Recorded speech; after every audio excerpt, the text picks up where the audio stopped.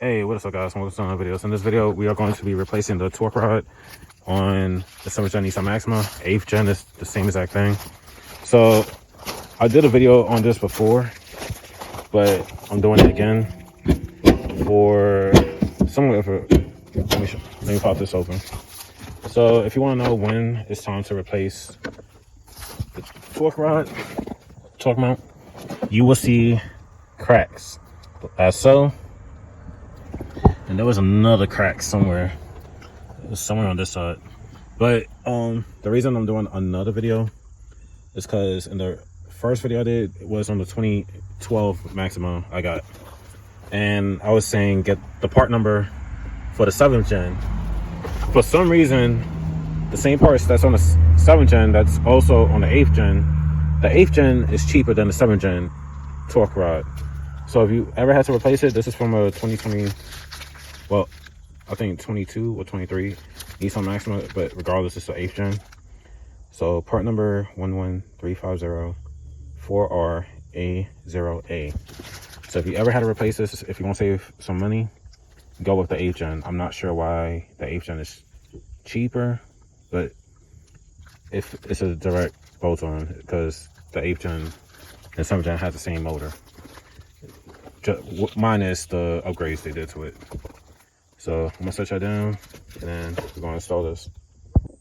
All right, so here on top of the passenger strut is two 13mm bolts. So you want to take those two out.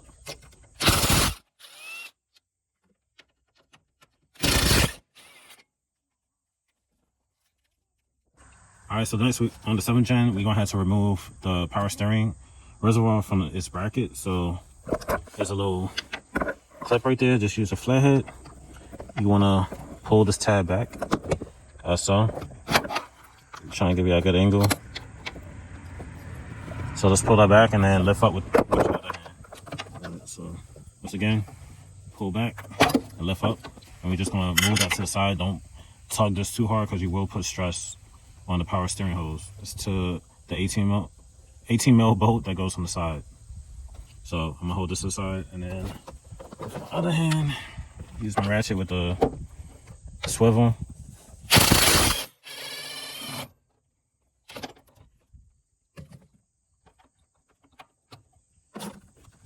Then we're gonna move this. You don't have to jack up the motor or nothing. This is just the torque rod. All right, got that out. All right, next we're gonna want to lift up on here. Just got a flathead, and you want to tilt this up slightly. All right, I was just making sure my swivel will go through there. Trying to make this video quicker than the original. Also, if I don't hit the camera. Got that loose.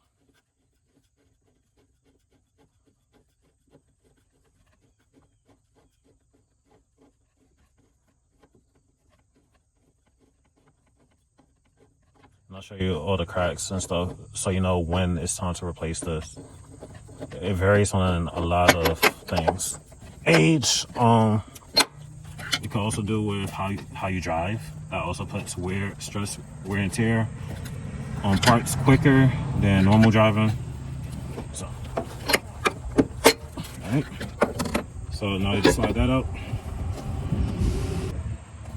And then, let's see. All right, so you see all them cracks right there? This was on the side I was telling you about. And then it's split up there too. So whenever you see cracks and stuff, that means it's time, this is going out, or it has already gone out. So it's time to replace it. All right, so we're gonna get our new one in. It's a different shape compared to the original 7th gen, but they exactly the same. I'm not sure why this was added. There's probably a reason for it, but I don't know, so I can't answer that. So it also has the direction, so you know which side is the top. So it has V6 and I got the arrow pointing up. And this is the part that faces you. So we just did what we did, but in reverse. So slide it in.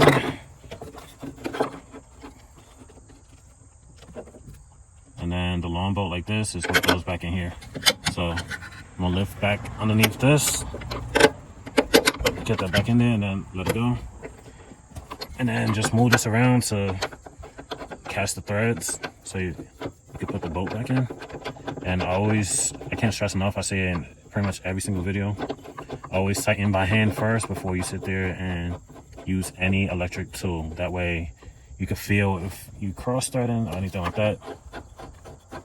And you definitely don't want to do it on this, because that's going to be an issue. Then you're going to have to remove all this, remove this again, and then have to re-thread. If it ain't too bad, if it is, then you're going to have to either, I guess, re-tap. I'm not sure there's, oh, it's a nut underneath. So you can put a new nut there, put off the one that got accidentally messed up.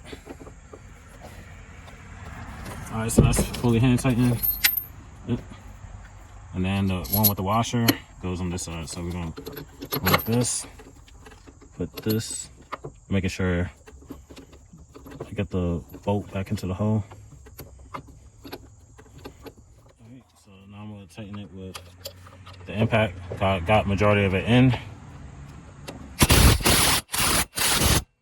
don't know the torque specs on it, but as soon as I find it, I'll put it in, because I know some of y'all want torque specs.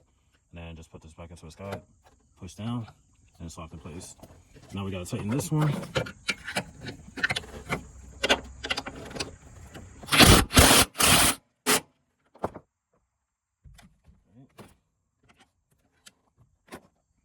You can let that back down, and then put the two 13 mils back in here.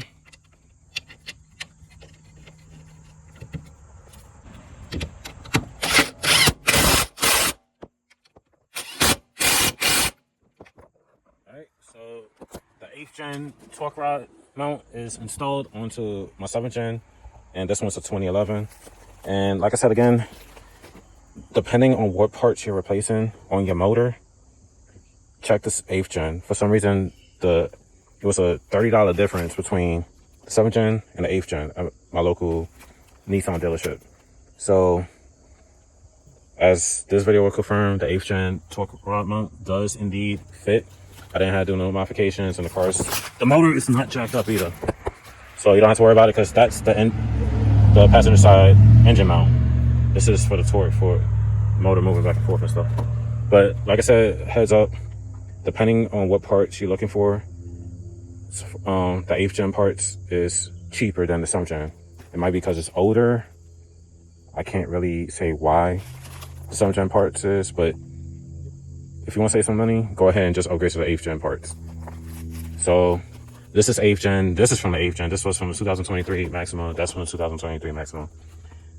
The fuel injectors, which I just recently replaced, those are 8th gen fuel injectors. That's the 8th gen lower intake plenum. And then the upper, all that's 8th gen. All these solenoids, everything on top of the motor, from the cylinder heads up, is all 8th gen. So all of those I can say indeed fits. They are pretty much identical motors, just with the slight differences. And now I could say the 8th gen torque rod mount does indeed fit as well as I thought. So that's it for this video. Like, comment, subscribe. I'll see you in the next one. Peace.